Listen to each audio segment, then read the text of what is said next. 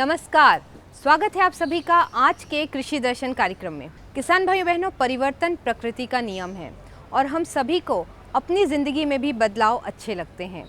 यानी कि हम हर दिन कुछ नया पाना चाहते हैं, कुछ नया करना चाहते हैं और इसीलिए हम भी हर रोज़ कृषि से जुड़े हुए अलग अलग क्षेत्रों की जानकारियाँ आप तक पहुँचाते हैं। और आज भी हम आप तक कृषि से जुड़ी हुई नई नई जानकारियाँ पहुँचाने के लिए खबरें खेती की और मंडी भाव तो दिखाएंगे ही, साथ ही देखिएगा अरहर से जुड़ी हुई कुछ खास जानकारियाँ।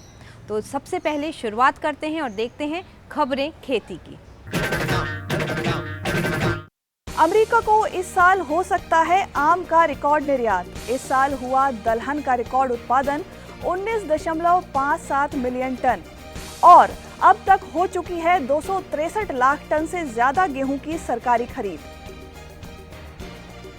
नमस्कार, खबरें खेती की में आपका स्वागत है। मैं हूं पायल रावल। अब खबरें विस्तार से। फलों के राजा आम का अमेरिका को होने वाला निर्यात इस बार रिकॉर्ड स्तर पर पहुंच सकता है। अल्फांसो और केसर आमों के निर्यात के बाद इस साल दशहरी आमों का निर्यात तेजी से होने की उम्मीद है।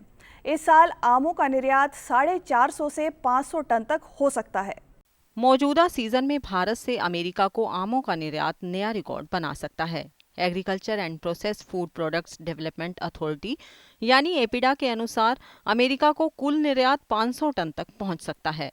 एपीडा के एक वरिष्ठ अधिकारी के अनुसार मई के अंत तक पश्चिमी क्षेत्र में पैदा होने वाले अल्फांसो और केसर आम करीब 125 टन निर्यात किया जा चुका है। अब उत्तरी राज्यों के दशहरी, लंगड़ा और चौसा आम का निर्यात शुरू हो चुका है। अमेरिका में भारतीय आमों की अच्छी मांग होने के कारण निर्यातकों को अच्छे ऑर्डर मिल रहे हैं, लेकिन विकिरण उपचार की सुविधा सीमित होने के कारण निर्यात की बड़ी खेप भेज पाना संभव नहीं है। अमेरिका को आम विकिरण उपचार के बाद निर्यात किया जाता है। इस उपचार से आमों को ज्यादा लंबे समय तक सुरक्षित रखा जा सकता है। भारत से विभिन्न देशों को करीब 83,000 टन आमों का निर्यात किया जाता है। राष्ट्रीय खाद्य सुरक्षा मिशन के तहत दलहन के उत्पादन को बढ़ाने के लिए केंद्र सरकार ने वर्ष 2013-14 के लिए 1,100 करोड़ रुपए की मंजूरी दी थी, जिससे इस साल दलहन का रिकॉर्ड उत्पादन 19.57 मिलियन टन हुआ है। केंद्र सरकार ने राष्ट्रीय खाद्य सुरक्षा मिशन के तहत गेहूं, चावल और दलहन के उत्पादन को बढ़ाने के लिए वर्ष 2013-14 के लिए 2,000 करोड़ रुपए की मंजूरी दी थी। राष्ट्रीय खाद्य सुरक्षा मिशन यानी एनएफएसएम के एक वरिष्ठ अधिकारी ने इस बारे में बताया कि वर्ष 2013-14 के लिए मंजूर की गई इस राशि में से 1,100 करोड़ रुपए दलहन उत्पादन को बढ़ावा देने के लिए किया गया, जिससे इस साल दलहन का रिकॉर्ड उत्पादन 19.57 मिलियन टन हुआ है।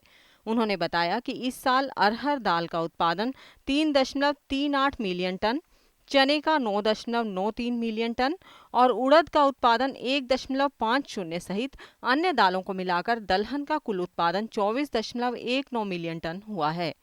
उन्होंने कहा कि मिशन का उद्देश्य एक तरफ जहां देश की विशाल आबादी को खाद्यान्न के मामले में आत्मनिर्भर बनाना है, वहीं किसानों की आय भी बढ़ाना है।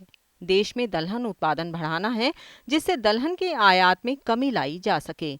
इस योजना में जिंसों का उत्पादन और उत्पादकता बढ़ाने के लिए किसानों को प्रमाणित बीज, खाद और कीटनाशकों पर सब्सिडी दी जाती है। केंद्रीय उपभोक्ता मामले, खाद्य एवं सार्वजनिक वितरण मंत्रालय के अनुसार चालू रबी विपणन सीजन के दौरान विभिन्न राज्यों से अब तक 263 लाख टन से ज्यादा गेहूं की सरकारी खरीद की जा चुकी है। सरकारी एजेंसियों ने चालू रबी विपणन सत्र के दौरान विभिन्न राज्यों से अब तक 263 लाख से ज्यादा गेहूं की खरीद की है। केंद्रीय उपभोक्ता मामले, खाद्य एवं सार्वजनिक वितरण मंत्रालय के आंकड़ों के अनुसार विभिन्न राज्यों से अब तक 2,63,85,171 टन से ज्यादा गेहूं की सरकारी खरीद की जा चुकी है, जबकि पिछले साल समान अवधि में 246 लाख टन गेहूं की ही सरकारी खरीद हो पाई थी। गेहूं की सबसे ज्यादा खरीद पंजाब में 113.8 लाख टन, इसके बाद मध्य प्रदेश में 86.8 लाख टन और हरियाणा में 64.6 लाख टन हुई है। मंत्रालय के अनुसार इसके अलावा राजस्थान से 19.2 लाख टन, गुजरात से 18.5 लाख टन और उत्तर प्रदेश में 11.6 लाख टन गेहूं की सरकारी खरीद की जा चुकी है। मौसम में अब गर्माहट है और यह फसलों के लिए काफी फायदेमंद है। तो आइए लेते हैं मौसम की जानकारी और मौसम के अनुसार किसानों के लिए कृषि सलाह। मौसम विज्ञान विभाग के अनुसार पश्चिमी हिमालय के कुछ क्षेत्रों में गरज के साथ बरसात होने की उम्मीद है। इसी तरह पूर्वोत्तर के राज्यों मणिपुर, सिक्किम, मिजोरम, नागालैंड के कुछ इलाकों और उड़ीसा, आंध्र प्रदेश और कर्नाटक के कुछ हिस्सों के अलावा पश्चिमोत्तर भारत के कई इलाकों में अगले 24 घंटे में गरज के साथ बरसात हो सकती है। अंडमान और निकोबार द्वीप समूह के कई इलाकों में बरसात होने की उम्मीद है। पश्चिमी उत्तर प्रदेश, दिल्ली, हरियाणा, पंजाब के इलाकों के तापमान में मामूली परिवर्तन आने की उम्मीद है। देश के अन्य हिस्सों में मौसम सूखा रहने की संभावना है। मौसम के मिजाज को देखते हुए किसान भाइयों को सलाह दी जाती है कि वे मौसम शुष्क रहने की संभावना को ध्यान में रखते हुए बैंगन, टमाटर सहित अन्य सब्जियों में हल्की सिंचाई करें। सिंचाई सुबह या शाम के समय ही करें। ये लो और बताओ। बस। अरे ये क्या भैया जी, बस इतनी सी रासायनिक खाद? किसानी छोड़ रहे हो क्या? किसानी नहीं, नादानी छोड़ रहे हैं। मिट्टी की जांच कराई है। अब तो लालाजी जितनी जरूरत है उतने ही उर्वरक खेत में डालेंगे। हाँ, किसान भाई आज ही अपने जिले की नजदीकी भूमि परीक्षण प्रयोगशाला में मिट्टी की जांच जरूर करवाएं और मिट्टी में पोषक तत्व, नमी व पौधे के विकास को देखते हुए केवल जरूरत के अनुसार ही पोषक तत्व डालें। और हाँ, मिट्टी में गंधक, जस्ता, बोरोन जैसे सूक्ष्म पोषक तत्वों का पता लगाना भी न भूलें। उर्वरक और जैविक खाद के सही उपयोग से भूमि का उपजाऊपन बनाए रखें, उत्पादकता बढ़ाएं, खर्चा घटाएं और बहुमूल्य विदेशी मुद्रा बचाने में भी सहयोग दें। और हाँ, धीमी गति से नाइट्रोजन उपलब्ध कराने वाले उर्वरकों जैसे नीम लेपित यूरिया को प्राथमिकता दें और यूरिया का पत्तों पर छिड़काव करें। अरे वाह, तू तो सचमुच समझदार हो गया रे। अधिक जानकारी के लिए संपर्क करें जिला कृषि अधिकारी या किसान कॉल सेंटर। आइए अब देश की विभिन्न मंडियों में जींसों के भावों की जानकारी लेते हैं, क्योंकि मंडियों में चल रहे दामों की सही जानकारी ही आपको आपकी मेहनत का सही दाम दिलवाएगी।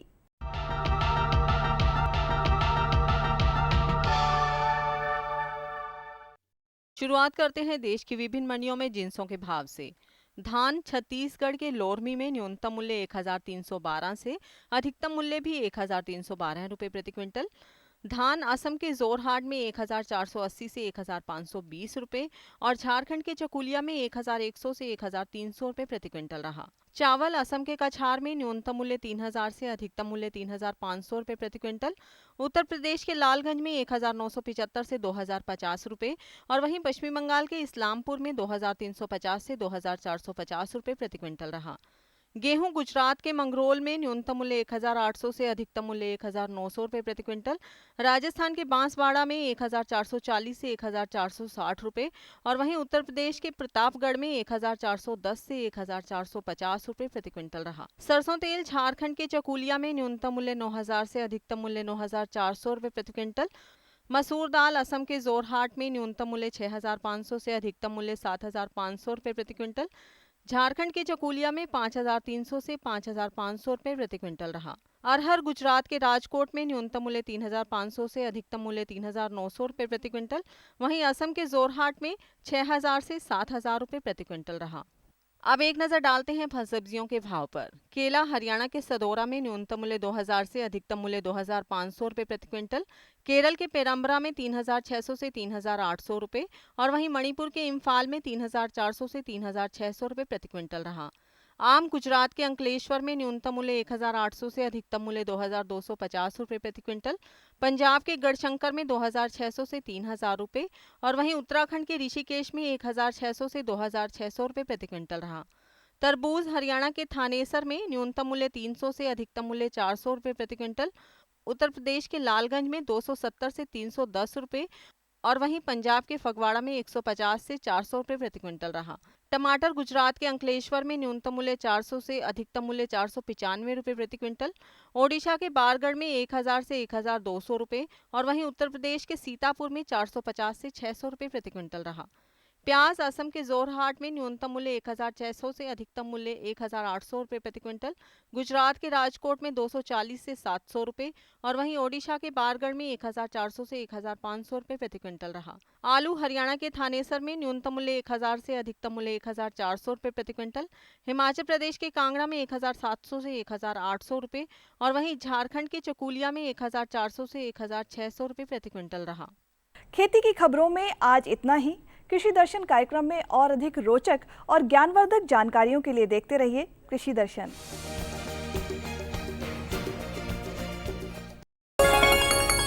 आज तो वसूली करके ही जाऊंगा। घनश्याम, अरे ओ घनश्याम। वो तो स्कूल गए हैं। स्कूल गया है। अरे बहाना तो ढंग का बनाती। हाँ लाला, मैं स्कूल ही गया था, फार्म स्कूल, जहाँ किसानों को सिखाई जाती है खेतों में पैदावार बढ़ाने की हर बात, जैसे मिट्टी के हिसाब से सही खाद, बढ़िया बीज और जरूरत के मुताबिक कीटनाशक, ताकि कम लागत में अधिक मुनाफा। ये पकड़ लाला, तेरा हिसाब साफ। किसान भाइयों बहनों, हमने शुरुआत में ही बात की थी परिवर्तन की, और अब जैसे कि समय है खेतों में नई फसल लगाने का, तो हमारे जो किसान भाई फसल चक्र को अपनाते हैं उनके लिए एक बहुत अच्छा विकल्प है अरहर, जो कि व्यवसाय की दृष्टि से भी बहुत लाभदायक है।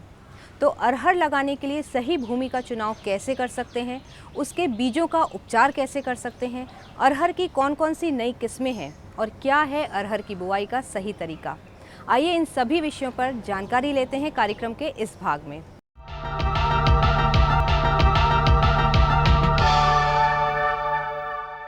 खरीफ के मौसम में दालों का विशेष महत्व है। दालों के उत्पादन से न केवल हमें अच्छे भोजन में दालें मिलती हैं, बल्कि जिन खेतों में इनकी खेती करते हैं उससे खेत की उर्वरा शक्ति भी बढ़ती है और किसान भाइयों को दोहरा लाभ मिलता है। अब खरीफ का मौसम चल रहा है और खरीफ के मौसम की जो प्रमुख दलहनी फसल है वो अरहर है, और अरहर का उत्पादन पूरे देश में किया जाता है और काफ़ी अच्छा उत्पादन लेके लोग इससे काफ़ी अच्छा पैसा कमा रहे हैं।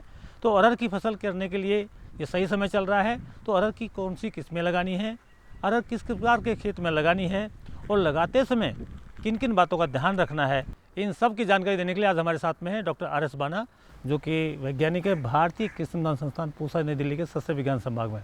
डॉक्टर बाना, आपका कार्यक्रम में बहुत बहुत स्वागत है। और जैसा कि आप जानते हैं अरहर एक दलहनी फसल है और बहुत ही महत्वपूर्ण फसल है खरीफ मौसम की।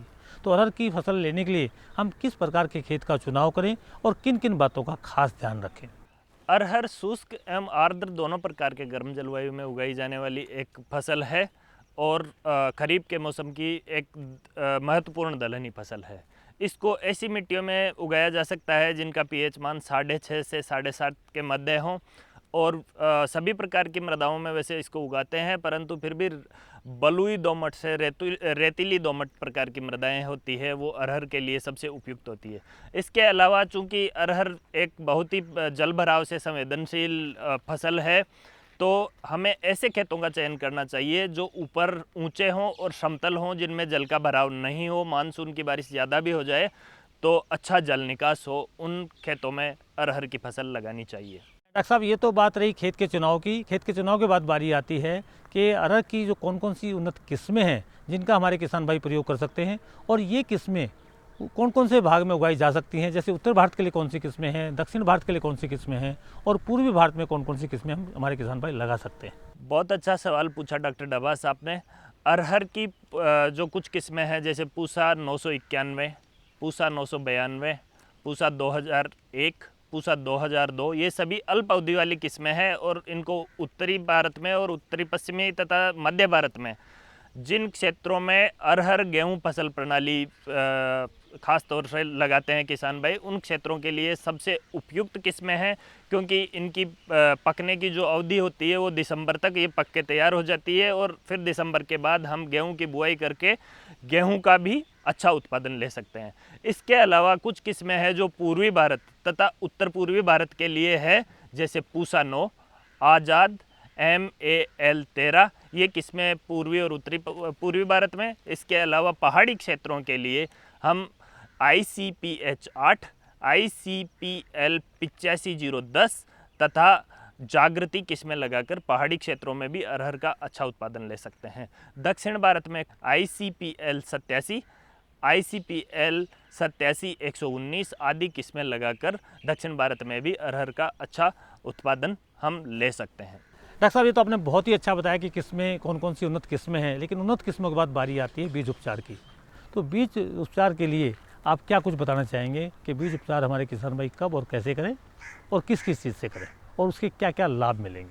बहुत ही अच्छा सवाल पूछा। बीज को उपचारित करके बुआई करनी चाहिए, और पहली बात तो है बीज हमेशा विश्वसनीय स्रोत से खरीदें जहाँ तक संभव हो। जो सरकारी संस्थान हैं, जैसे हमारे राष्ट्रीय बीज निगम है या राज्य के बीज निगम है वहाँ से, या राज्य के कृषि विश्वविद्यालय, भारतीय कृषि अनुसंधान संस्थान या भारतीय कृषि अनुसंधान परिषद के कई संस्थान है, वहाँ से आप बीज खरीदें तो अधिक अच्छा रहेगा।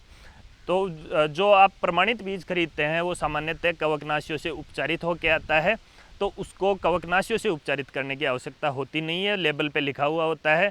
यदि उपचारित नहीं कर रखा है तो उसके बाद बीज को कवकनाशियों से उपचारित करना होता है। इसके लिए बाविस्टीन 2 ग्राम प्रति किलो बीज की दर से या थायरम 2 ग्राम प्रति किलो बीज की दर से बीज को उपचारित करके बुआई करें तो बीज जनित रोगों का शुरुआती अवस्था में प्रकोप नहीं होता और फसल शुरू में अच्छी जम जाती है, लहलाती फसल होती है और अच्छा उत्पादन लेने में मदद मिलती है। इसके बाद बात आती है कवकनाशियों से उपचारित कर दिया बीज को, उसको बीज को सुखा के जीवाणु खाद से बीज को उपचारित करना बहुत ज़रूरी है। अरहर के लिए 2 प्रकार की जीवाणु की खाद आती है, एक तो राइजोबियम बैक्टीरिया और दूसरा पीएसबी बैक्टीरिया, जिसे फास्फोरस का टीका भी बोलते हैं। राइजोबियम का टीका से उपचारित करने से गांठों की संख्या अरहर में जड़ों में बढ़ जाती है, जिससे नाइट्रोजन स्थिरीकरण करने में फसल को मदद मिलती है, फसल की वृद्धि अच्छी होती है, नाइट्रोजन बढ़ जाती है, मृदा में भी उर्वरता शक्ति भी बढ़ती है। इसके अलावा फास्फोरस का टीका इसलिए लेते हैं काम में क्योंकि हम पहले की फसलों में कई तरह के जैसे डीएपी या सिंगल सुपर फास्फेट से फास्फोरस देते हैं, तो पूर्व के फसलों की फास्फोरस धीरे धीरे एगुलनशील हो जाती है और ज़मीन में वो एगुलनशील अवस्था में पड़ी रहती है। अतः ज़रूरी है कि फास्फोरस के टीके से बीज को उपचारित करके बोएं ताकि वो पड़ी हुई खेत में फास्फोरस है वो घुलनशील अवस्था में बदल जाए। डॉक्टर साहब, ये तो आपने बात की जीवाणु खाद की, तो जीवाणु खाद से जो उपचार करने का वो सही तरीका क्या है? बीज उपचार के लिए जीवाणु खाद से बीज उपचारित करने के लिए हमेशा एक तो छायादार स्थान पर बीज उपचार करें। बीज उपचार के लिए 1 लीटर पानी लें, उसमें 100 ग्राम गुड़ मिला लें और घोल को गर्म कर लें, उबाल लें। और जब घोल पूर्णतया ठंडा हो जाए उबालने के बाद, ध्यान रखें कि घोल पूर्णतया ठंडा होना अति आवश्यक है, नहीं तो उसमें पहले जीवाणु खाद मिला दी तो जीवाणु मर जाएंगे।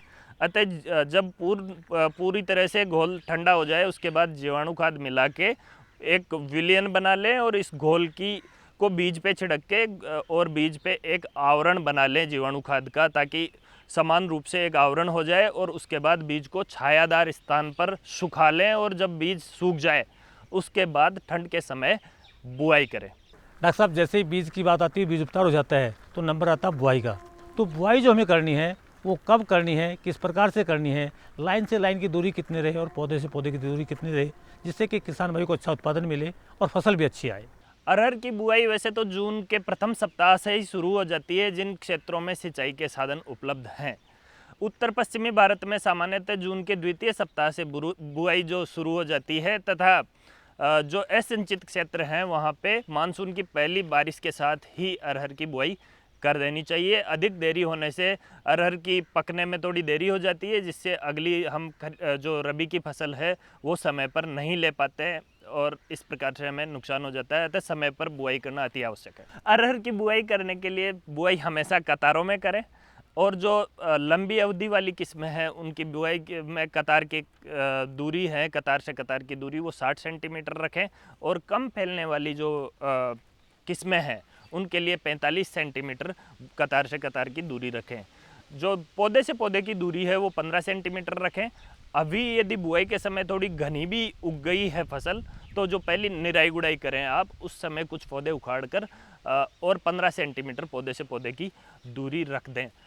और 1 हेक्टर में बुआई करने के लिए 12 से 15 किलो बीज प्रति हेक्टेयर पर्याप्त है। डॉक्टर साहब, जो सामान्यतः मानसून शुरू होती है वो दक्षिण भारत से होती है और दक्षिण भारत में मानसून जून के प्रथम पखवाड़े में पहुंच जाता है, तो दक्षिण भारत में जो हमारे किसान भाई अरहर की खेती करना चाहते हैं उनको आप क्या संदेश देना चाहेंगे? दक्षिण भारत में सामान्यतः मानसून जल्दी आ जाता है, जैसा कि आपने बताया, तो वहाँ पे एक तो ये है कि समय पर बुआई कर देनी चाहिए और वहाँ पे ज़्यादातर लंबी अवधि वाली किस्में लगाते हैं। कुछ वर्षा आधारित क्षेत्र हैं जिनमें असिंचित क्षेत्रों में अरहर की खेती करी जाती है, वहाँ पे एक तो कतार से कतार की दूरी बढ़ा दें, लगभग 70 सेंटीमीटर या 75 सेंटीमीटर दूरी पे कर दें, क्योंकि चौड़ी फैलने वाली किस्में होती है तो वहाँ पे कतार से कतार की दूरी बढ़ा दें।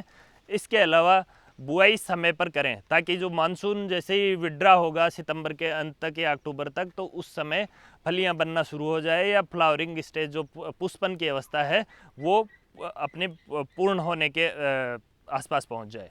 डॉक्टर बाना, कोई भी फसल लेते हैं तो कुछ ऐसे मेहमान हैं जो फसल में बिन बुलाए आ जाते हैं। उन मेहमानों में जो खरपतवार हैं वो प्रमुख हैं और ये न केवल फसल को नुकसान पहुंचाते हैं बल्कि पानी और खाद सब चुरा ले जाते हैं और फसल को काफ़ी नुकसान होता है।